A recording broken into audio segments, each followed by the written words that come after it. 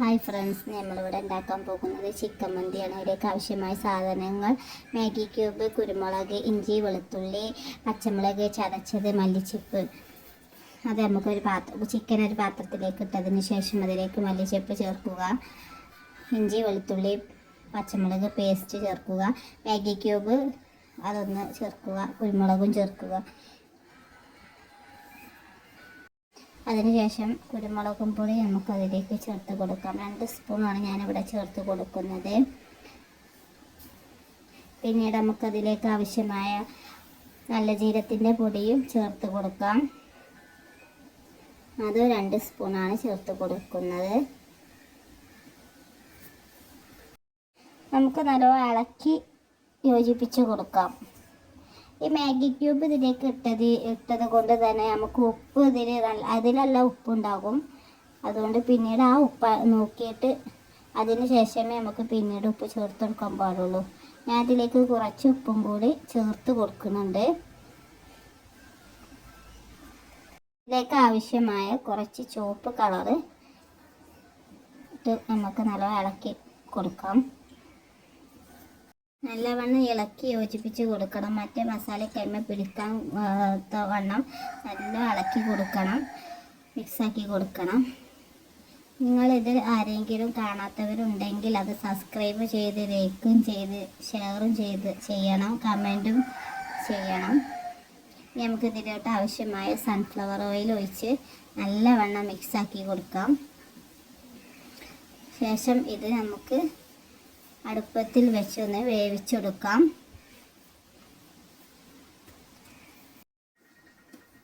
ഇങ്ങനെ അടുപ്പത്തിൽ വെച്ച് അത് നമുക്ക് ഇടയ്ക്കൊന്ന് മറിച്ച് കൊടുക്കണം. അത് മറ്റേ ഭാഗമൊന്ന് വെന്ത് വരണ്ടേ, അതിന് നമുക്ക് ഇടയ്ക്കൊന്ന് ഇളക്കി കൊടുക്കുകയോ തിരിച്ചിടുകയോ ഒന്ന് ചെയ്യണം. ആ സമയം കൊണ്ട് നമുക്ക് വെള്ളം ചൂടാവാൻ വെച്ചിരുന്നു. അത് നല്ലവണ്ണം തിളച്ച് വന്നിട്ടുണ്ട്. അതിലേക്ക് പട്ട, പൂവ്, ഏലക്കായി ഇട്ട് കൊടുക്കുക. ശേഷം അതിലേക്ക് ആവശ്യമായ ഉപ്പ് ചേർത്ത് കൊടുക്കാം.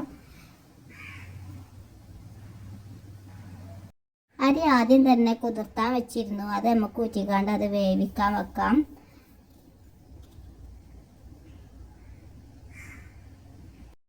വെള്ളം നല്ല തിളച്ചതിലേക്ക് അരി നമുക്ക് ഇട്ട് കൊടുത്ത് നന്നാക്കി ഇളക്കി മൂടി വെക്കാം.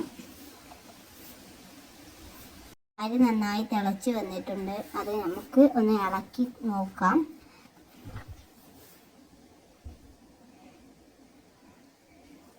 അപ്പോൾ ഒന്നും കൂടി വേവണം. അപ്പോൾ നമുക്ക് വീണ്ടും അത് മൂടി വെച്ച് വേവിക്കാം. ശേഷം നമുക്ക് ചിക്കൻ എന്തായി എന്ന് നോക്കാം. ചിക്കന് ആവശ്യത്തിന് വേവായിട്ടുണ്ട്. നമുക്കത് ഓഫ് ചെയ്യാം. അതിന് മുമ്പ് കുറച്ച് അതിലുള്ള എണ്ണ നമുക്ക് കോരി എടുത്ത് വെക്കാം. അത് ചോറ്റിലേക്ക് ഒഴിക്കാനാണ്. അതുകൊണ്ട് നമുക്ക് അതിൽ ഉള്ള എണ്ണ നമുക്കൊരു ഗ്ലാസ്സിലേക്ക് എടുത്ത് വെക്കാം.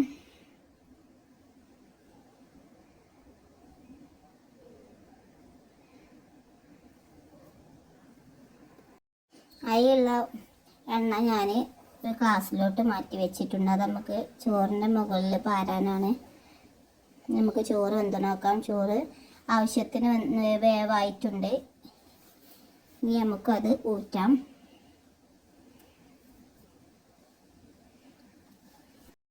ചോറ് നമുക്ക് വെന്തതിന് ശേഷം വാങ്ങി വെച്ച് ഊറ്റിയെടുക്കാം. അത് എടുക്കുന്നതിൻ്റെ അപ്പോൾ തന്നെ നമുക്ക് ആ ചിക്കന് ആദ്യം നമ്മൾ വേവിച്ച് വെച്ച ആ പാത്രത്തിൽ നിന്നൊരു പ്ലേറ്റിലോട്ട് മാറ്റാം.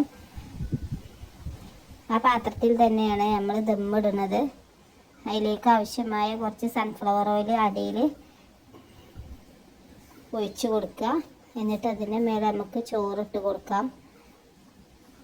എന്നിട്ട് അതിൻ്റെ മേലെ ഗ്ലാസ്സിൽ നമ്മൾ ആദ്യം കോരി വെച്ച ആ ഓയിൽ കുറച്ച് അവിടെയും ഇവിടെയൊക്കെ ആയിട്ട് ഒഴിച്ച് കൊടുക്കുക. ശേഷം അതിൻ്റെ മേലെ മഞ്ഞ കളറും കുറച്ച് ഒഴിച്ച് കൊടുക്കുക. കൂടുതലാവാൻ പാടില്ല, മഞ്ഞ കളർ ആവശ്യത്തിന് പാടുള്ളൂ. പിന്നീട് അതിൻ്റെ മേലെ കുറച്ചുകൂടി ചോറ് ഇട്ട് കൊടുക്കുക. വീണ്ടും അതേമാതിരി ആ കോരി വെച്ച എണ്ണ പാർന്നു കൊടുക്കുക. കുറച്ച് മഞ്ഞ കളറും ഇട്ട് കൊടുക്കുക. അതിൻ്റെ മേലെ അത് ലെവലാക്കിയതിന് ശേഷം അതിൻ്റെ മേലെ നമുക്ക് പൊരിച്ച് വെച്ച കോഴി വെച്ച് കൊടുക്കാം. പൊരിച്ച് വെച്ച കോഴി നമ്മൾ അതിൻ്റെ മേലെ ലെവലാക്കി വെച്ചതിന് ശേഷം നമുക്കത് മൂടി വെച്ച് ദമ്മിടാം. അതിൻ്റെ മേലെ എന്തെങ്കിലും കനത്തിന് വെള്ളം വെച്ച് കൊടുക്കാം. ശേഷം അത് നമുക്ക് വെന്തണം നോക്കാം. അപ്പോൾ നന്നായിട്ട് ഉഷാറായി വന്നിട്ടുണ്ട്. ഇനി നമുക്കിതൊരു പാത്രത്തിലോട്ട് വിളമ്പിയെടുക്കാം. ഇങ്ങനെ എല്ലാവരും ട്രൈ ചെയ്ത് നോക്കുക. മിസ്റ്റേക്കുകളൊക്കെ ഉണ്ടെങ്കിൽ എല്ലാവരും ക്ഷമിക്കുക. അപ്പോൾ ഞാൻ പുതിയ റെസിപ്പി ആയിട്ട് ഇനിയും വരും. അപ്പോൾ അതെല്ലാവരും തന്നെ കാണാത്തവർ കാണുക, ലൈക്ക് ചെയ്യുക, ഷെയർ ചെയ്യുക, സബ്സ്ക്രൈബ് ചെയ്യുക, കമൻറ്റ് ചെയ്യുക. തീർച്ചയായും എല്ലാവർക്കും ഇഷ്ടപ്പെടും. അപ്പോൾ ഞാൻ പുതിയൊരു റെസിപ്പി ആയിട്ട് നിങ്ങൾ വീണ്ടും വരും. അപ്പോൾ അതുവരെ ബൈ ബൈ.